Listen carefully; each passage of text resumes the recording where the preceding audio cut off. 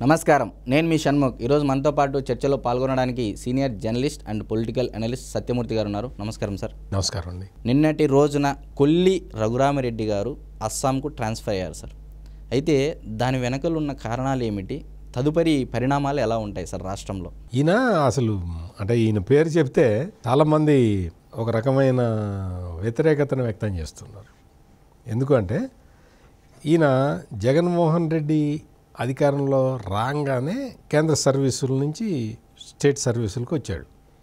ఇక్కడికి వచ్చిన తర్వాత ఆయనకి చాలా కీలకమైన బాధ్యతలు అప్పగిచ్చాడు జగన్మోహన్ రెడ్డి. మొత్తం డ్రగ్ కంట్రోల్ అథారిటీ దగ్గర నుంచి అన్ని విజిలెన్స్ అండ్ ఎన్ఫోర్స్మెంట్ పూర్తి బాధ్యత అన్నీ కూడా ఆయన కిందే ఉన్నాయి. ఈయన ఏంటి అంటే మొత్తం తనే ఒక సర్వాధికారిలాగా మొత్తం ప్రవర్తించాడు. జగన్మోహన్ రెడ్డికి ఏం కావాలో అవన్నీ చేసి పెట్టాడు ఇన్ని రోజులు.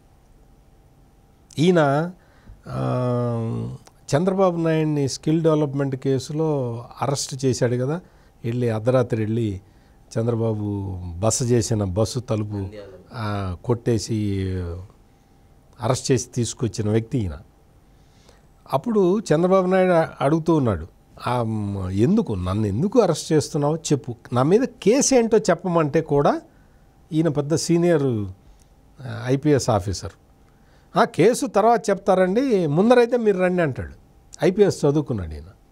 అంటే ఈ తరహా ఇది చేసిన వ్యక్తి ఈయన. అంటే ఐపీఎస్ అంటే పర్సనల్ సర్వీస్ అని చెప్పేసి ఫీల్ అయినట్టు అని అట్లా ఆ తరహాలోనే పనిచేశాడు. నేను పర్సనల్ సర్వీస్ చేస్తాను, పర్సనల్ సర్వీస్. అట్లాగే జగన్మోహన్ రెడ్డికి కూడా ఇటువంటి వాళ్ళే కావాలి. ఇప్పుడు ఏమైంది అంటే ఈయనకి సంబంధించి దీనికి చాలా చాలా కంప్లైంట్లు ఇవన్నీ పోయినాయి. కేంద్ర ఎన్నికల సంఘం ఇప్పటి వరకు ఏం చేసిందంటే ఎన్నికల వ్యయాన్ని, అభ్యర్థులు పెట్టే ఖర్చుని మానిటర్ చేయడానికి, ప్రభుత్వ యంత్రాంగం ఏ విధంగా పనిచేస్తుంది మానిటర్ చేయడానికి సీనియర్ ఐఏఎస్ఎల్ని ఇన్ఛార్జీలుగా పెట్టేది. ఈసారి కొత్తగా ఏం చేశారు అంటే పోలీసుల వ్యవస్థ ఎట్లా ఉంది, పటిష్టంగా చర్యలు తీసుకుంటుందా లేదా అని పోలీస్ అబ్జర్వర్లను కూడా పంపించడం మొదలుపెట్టింది. ఇది ఫస్ట్ ఆఫ్ ఇట్స్ కైండ్ అనమాట. ఫస్ట్ టైం ఇండియా మొత్తంలో దీన్ని ఇంప్లిమెంట్ చేస్తూ ఉన్నారు. ఈయన మీద ఆల్రెడీ కంప్లైంట్లు ఉన్నాయి. సరే, ఈయన్ని ఆంధ్రప్రదేశ్లో ఉంచటం అనేది కరెక్ట్ కాదు అనేది వాళ్ళకి అర్థమైపోయి ఈయన్ని అస్సాంకి పోలీసు యంత్రాంగాన్ని పర్యవేక్షించడానికి బదిలీ చేశారు. అస్సాంకి ట్రాన్స్ఫర్ చేశారు. అంటే ట్రాన్స్ఫర్ అంటే ఎన్నికలు అయిన తర్వాత మళ్ళీ వచ్చేస్తాడు. మళ్ళీ ఆయన ఆంధ్రాకి ఆయన మళ్ళీ వచ్చేస్తాడు. ఎన్నికల విధుల్లో ఈయన ఆంధ్రప్రదేశ్లో జోక్యం చేసుకోకుండా కేంద్ర ఎన్నికల సంఘం ఒక రకమైన అరేంజ్మెంట్ చేసేసింది.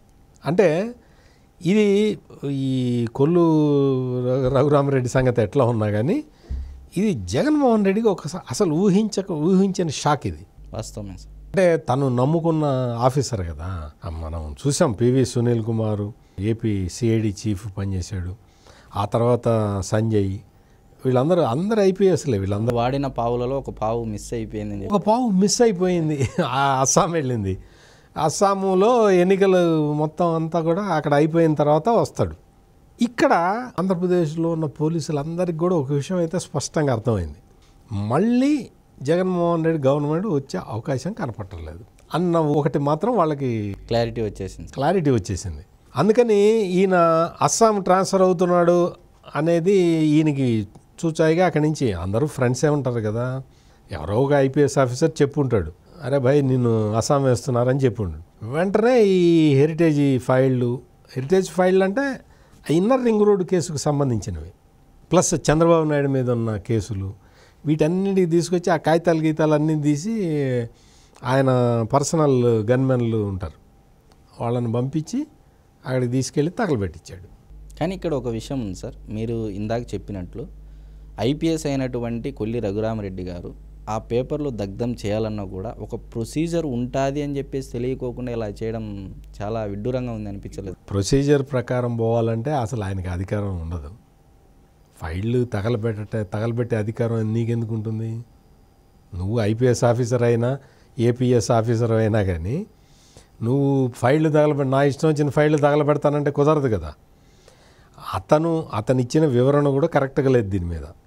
అసలు ఇతని పర్సనల్ సిబ్బంది ఫైళ్ళు తగలబెడుతున్న వీడియో బయటికి ఎట్లా వచ్చింది?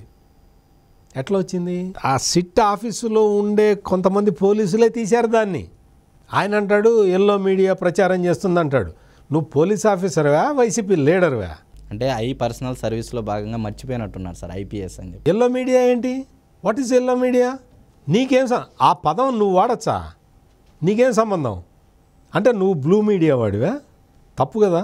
ఒక ఐపీఎస్ అధికారి నువ్వు ఎంత బాధ్యతగా మాట్లాడాలి? ఎల్లో మీడియా ప్రచారం చేస్తున్నట్టు ఆ ఫైళ్ళన్నీ ఇవి కాదు, అవి వేస్ట్ పేపర్లు.